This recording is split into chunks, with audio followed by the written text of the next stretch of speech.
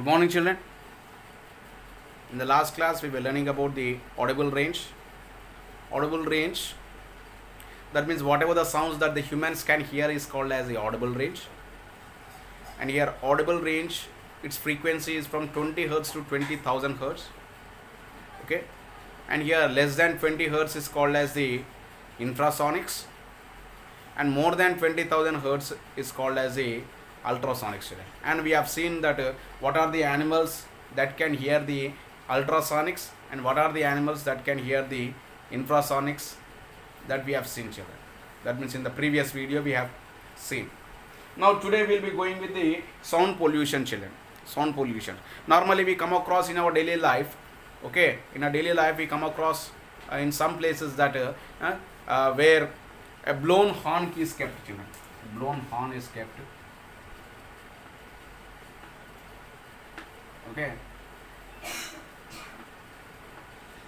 A blown horn is kept and that signal is kept. Okay. That means here, there we should not press the horn, children. That means at that places we should not use the horn. Okay. Why? Because it produces some disturbance in some of the people, children. Okay. Normally, if the sound is heard, okay, sound makes the persons get irritation. Normally we come across if a plate, if it is fallen from a floor, we will feel that it is irritating. Okay, therefore it creates some disturbance. And if you are listening the type of sounds for a more time, there is a chance that we hear the hearing capacity. Okay, children, we may become dumb. We will become deaf. Okay, children, we will become deaf. Okay, if we are using of more sounds. Okay, and in the same way, children, normally we become deaf if we are hearing in the more sounds. Normally, if you keep the earphones in your ears, at that time also we see that, okay, earphones. We see the earphones that, okay, whatever the earphones that we are using, children, there that means it will give a caution that listening of more sound, when we increase the sound through the earphones, increasing of more sound creates the problem of hearing. Okay, children. Right. The sound pollution is a serious problem like air, water pollution, children. It is harmful to human beings. It is harmful to human beings. We express the loudness of the sound in decibels. Okay, and we learn about the sound, children. The sound produced in normal conversation is 60 decibels, and we are more than 60 decibels, more than 80 decibels. It creates a problem in our ear, children. It is painful. Okay, and here if we are using more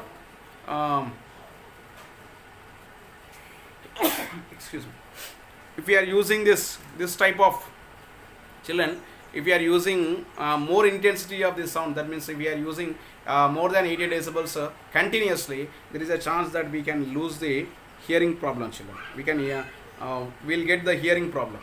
Okay, it may lead to hearing problems. Okay, children, in our surroundings there are many sound causing sound pollutions like sounds of traffic, their horns, sounds in construction sites, sounds at industries, sounds at mines, sounds during explosions and firing of the crackers. Okay, normally during any festival, okay, especially Diwali, at the time of Diwali, okay, many of them, that means they burn the crackers, children. Listening of the crackers to some extent, okay, but if it is exceeding of 80 decibels and if you are listening of that continuously, it may lead to the problem of hearing, children. Okay, and here what are the effects for the sound pollution? Okay, it is the effect of the sound pollution is that it may cause the loss of hearing, children. Okay, and it will create several health issues, children. That is sleeplessness. Some people, they do not sleep. That is because due to the sound pollution. Sleeplessness, hypertension, increase in the blood pressure. That means BP. Increase in blood pressure, etc. These are the problems that are raised due to the more sound effects, children. Okay, children, due to of more sound effects.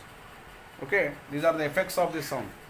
The sound creates the problem of sleeplessness, high pressure, hypertension, blood pressure, children. Okay, right. How can we control this sound pollution? How can we control this sound pollution? Okay, we can control the sound pollution by keeping the silencers, children. By keeping the silencers.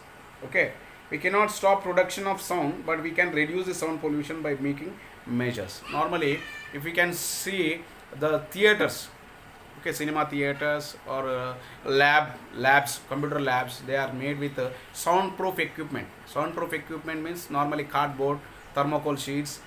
We can, by using them, we can reduce this the sound pollution, children.